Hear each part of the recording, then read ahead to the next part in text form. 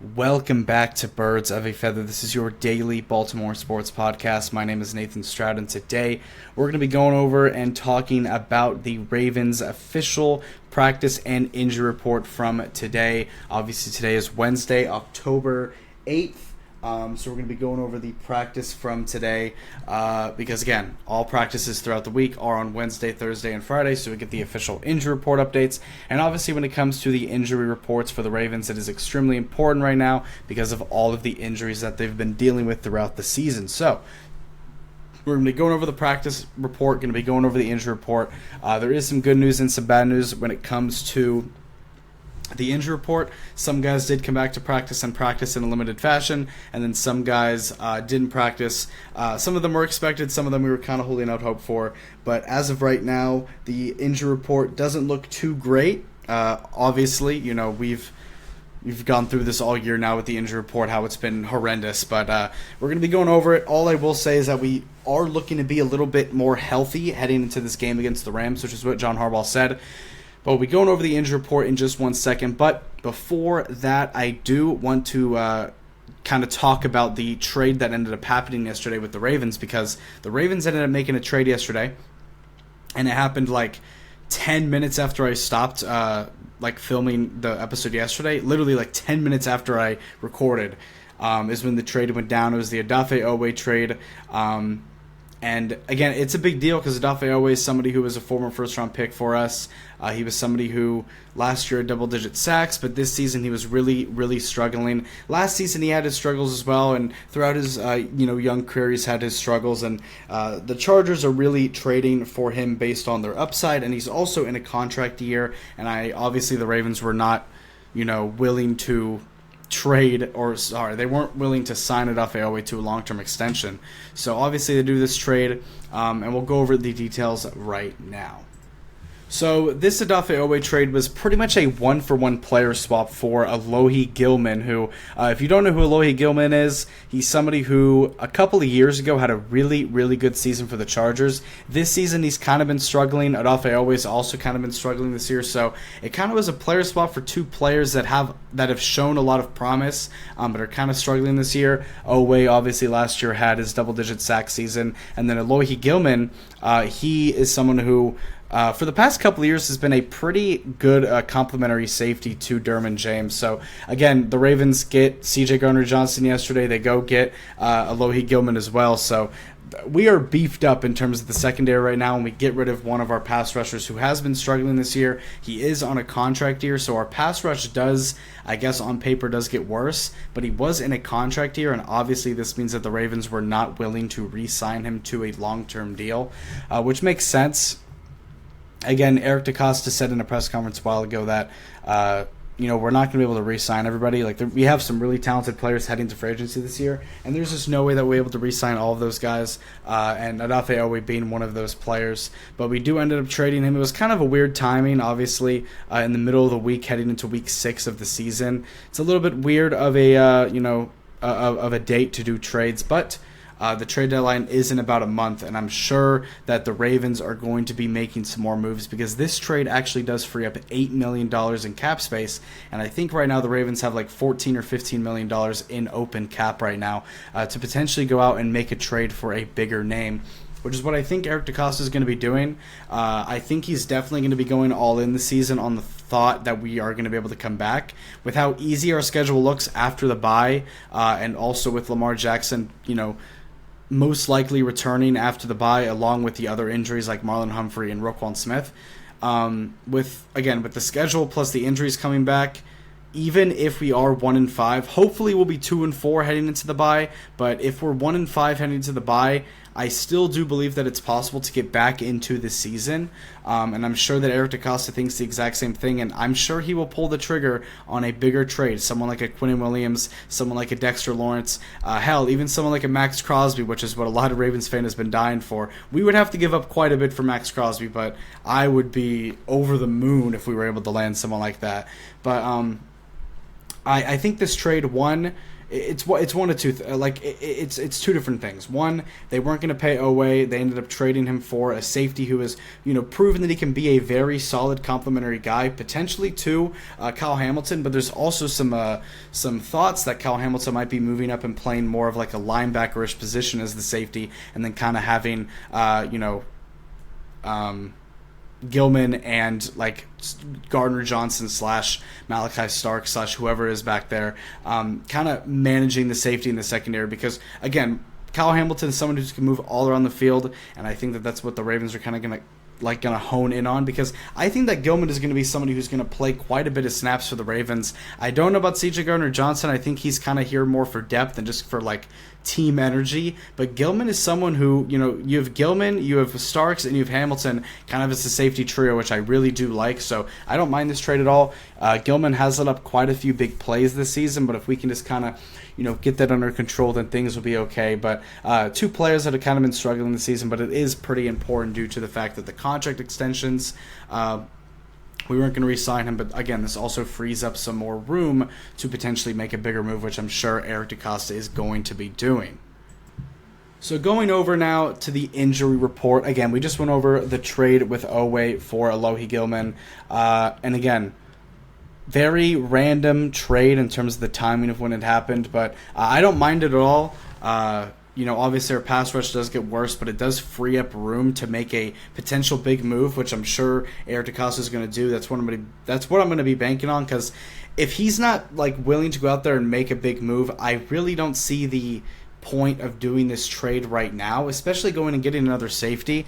It was a little bit random, but again, we said to let EDC cook, let him cook throughout this entire trade deadline area and see what moves he can make to try and get our season back on track. But again, I don't believe that it's a talent issue, but I think if you can get a good enough player to fit into this defense, especially if they end up firing Nora after this week, which I think is a big possibility depending on what happens, and just kind of implementing him into the new defensive scheme, I think that it can work out very well. But going over this injury report for Week 6, again, this is the first injury report of the week, and we've got 1, 2, 3, 4, 5, 6, 7, 8, 9, 10, 11, 12 players on the injury report compared to last week's 15 players at the beginning of the week. So a little bit better. We had 1, 2, 3, 4, we had 5 DNPs, 1, 2, 3, 4, 5, 6 limiteds, and about one full practice from everyone on this injury report. So some DNP, some limiteds, some good news regarding guys like Kyle Hamilton and Ronnie Stanley, and some bad news for guys regarding Lamar Jackson, Roquan Smith, Marlon Humphrey. But the thing with Roquan Smith, Marlon Humphrey, with those two guys, we knew that they weren't going to be playing until after the bye, so that's not really a surprise. But to see Lamar Jackson not playing in this practice, again, there is a potential possible, like it's not officially ruled out 100% that he is not going to play this Sunday, but that this is now 4 straight practices that he's missed. And I'm going to be honest, the only way that I see Lamar Jackson playing this Sunday would be getting in a limited or full practice tomorrow and then a limited or full practice on Friday, because that's the only way that I see him playing. But I do believe that they are going to be resting Lamar for this game, seeing whatever happens, and then getting him back full-time, 110% healthy after the bye week, and then hopefully, relying on him to try and save this season post-bye week, because our schedule after the bye week is extremely easy. At least on paper, it's really easy. But going over the injury report, wanted to kind of go over the people that did not play. Chidobe Awuzie dealing with that hamstring injury. Again, a super important player to the secondary. He didn't play because of the hamstring injury. Marlon Humphrey obviously didn't play with the calf injury. Lamar didn't practice. Pat Ricard didn't practice. And Roquan Smith didn't practice. But there is a potential chance that Pat Ricard could. There was a report today that Pat Ricard could potentially maybe come back this week. They said that he's close. John Harbaugh said that they're targeting a post-bye return, much like Marlon Humphrey and Roquan Smith for Pat Ricard. But there is apparently a chance that he could get in some sort of practice this week and be questionable and potentially play for this game against the Rams. So Pat Ricard is somebody who we've talked about a lot before. his presence and his value has shown so much during these Ravens offensive line struggles. Again, Ricard being somebody who has been an extremely good blocking fullback over the years for the Ravens, and you can just tell that the running lanes aren't as good. You can tell that the protections aren't as good, and I really do believe that a big part of that has to do with how bad the guard play has been this year from Falele and Voorhees, but also not having Ricard, I think, is a big thing as well, because Lamar is used to playing with Ricard in that lineup. So I think it just kind of like changes some things. But Chidobe Awuzie did not practice. Marlon didn't practice. Lamar didn't practice. Again, Lamar Jackson, reports were saying he has an outside shot to play this week. I don't think he's going to play. I don't think he's going to practice at all this week. Maybe he'll get into limited practice on Friday, but I just don't believe that he's going to play this week. I think they want to be safe with it because if they want a chance to get back into the season, I think having Lamar Jackson at the healthiest he possibly can be is the only recipe for success there. So, again, Marlon Humphrey didn't practice, Lamar didn't practice, Pat Ricard didn't practice, and Roquan didn't practice. Pat Ricard is somebody, though, that could potentially return, and same with Awuzie. Going over to the limiteds, we do have a new injury here. We have a couple of new injuries on this injury report, but one of them being Zay Flowers with a shoulder injury. He was limited in practice today. This is not. I know Zay Flowers on the injury report. I know people are going to start freaking out. Our wide receiver 1 is on the injury report. You know, we've already dealt with injury hell throughout the season with our quarterback and edge rushers, with Matabike and Marlon Humphrey, Roquan Smith, all that stuff. I understand, but this Zay Flowers injury is not expected to be anything serious at all. He's expected to be okay, but he was limited in practice today. He was out there. He was limited. It's not like he didn't practice. I think he's going to be okay. He talked to the media after practice, and he did say that he did say that it's not anything too serious and that he should be good to go for. He has no worries for this game on Sunday. So the Zay Flowers injury, not something that we should worry about. Hopefully he can get in a full practice tomorrow or on Friday just to kind of calm everyone's nerves. I think things are going to be okay, but he was limited. Kyle Hamilton, who was a DNP and limited throughout practice last week with that groin injury. He ended up not playing for the Ravens on this past Sunday in the blowout loss to the Texans, but he was limited in practice today. He looked good out there. The Ravens were posting pictures of him out there, and if the Ravens were posting pictures of players practicing, that usually means good things. So Kyle Hamilton looked good out there. He should be, hopefully, if everything goes well, good to go for this Sunday. So Kyle Hamilton should be returning, which is going to be huge for this defense. No matter how bad the scheme is, Kyle Hamilton always seems to do the right thing and make the right plays at the right time. So getting Kyle Hamilton back is going to be big. Obviously, I do believe he's the best player on defense for this Ravens team and one of the best, most impactful players on defense throughout the NFL. I'll stand on that. I mean, he's incredible. He's the highest paid safety of all time for a reason. Marlon Humphrey, sorry, we already went over him. Joseph Noteboom, who is one of our tackles, one of our backup tackles, he was limited in practice. Not anything too serious because Ronnie Stanley was also limited in practice today. So Ronnie Stanley looking to be good to go. The Ravens were posting pictures about him. Ronnie Stanley should hopefully be back. So we should be getting Ronnie back, and we should be getting Kyle Hamilton back again.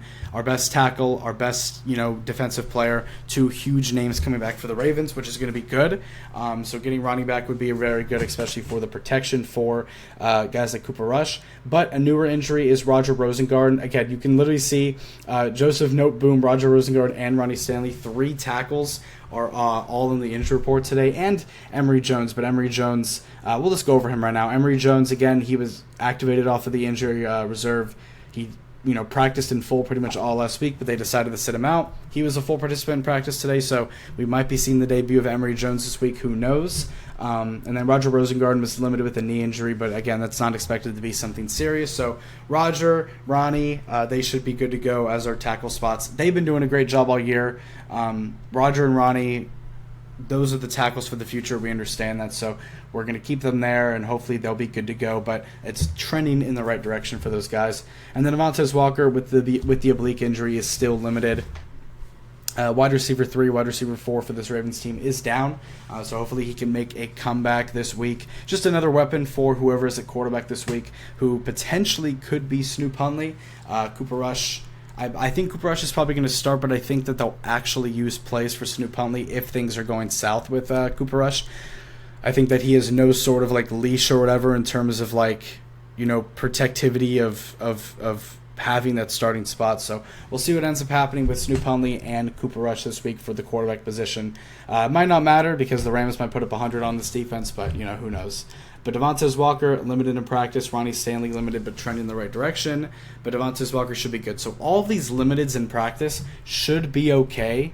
But the DMPs are guys that we understand that probably aren't going to be playing. And then we can just kind of move from there. We understand the landscape of things. We understand, like, the Zay Flowers injury isn't serious. The Rosengarten one isn't serious. So we should be good to go there. Ronnie and Kyle coming back are going to be the two biggest names coming back for this team. And then we'll have to also monitor Pat Ricard and obviously Lamar Jackson throughout the week. But thank you guys so much for tuning into and listening to this episode of Birds of a Feather. If you like this content, make sure to subscribe on YouTube, follow up on Spotify. Also, make sure to check out the socials. If you're watching on YouTube, you can see the socials on the screen right now. Make sure to follow the Instagram. Make sure to follow the Twitter. And if you're on Spotify, make sure to click the link in the bio to check out the Twitter and the Instagram. Make sure to give those a follow as well.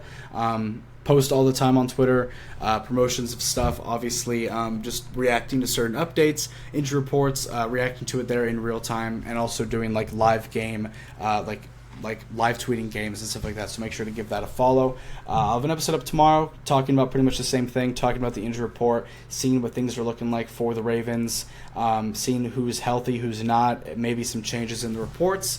We'll look at that tomorrow, and also any other sort of news that comes out about the Ravens, obviously. And obviously, if anything Orioles-related comes out, we'll go over that as well. But I will see you guys tomorrow. Have a great Seals day. Go O's, go Ravens, and I'll see you all later. Peace out.